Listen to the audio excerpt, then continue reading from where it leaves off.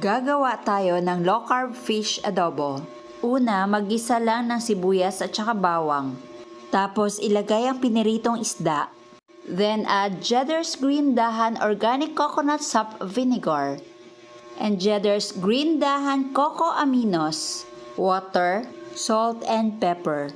Haluin ng maigi and cook over medium-high heat for about 25 to 30 minutes. Paminsan-minsan, bali-balik ta rin lang yung mga isda para pantay-pantay yung pagkakaluto.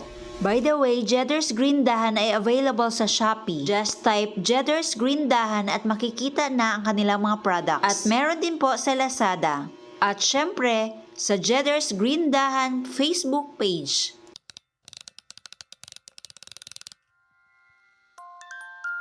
At ngayon, luto na ang ating low-carb fish adobo. Ready to serve!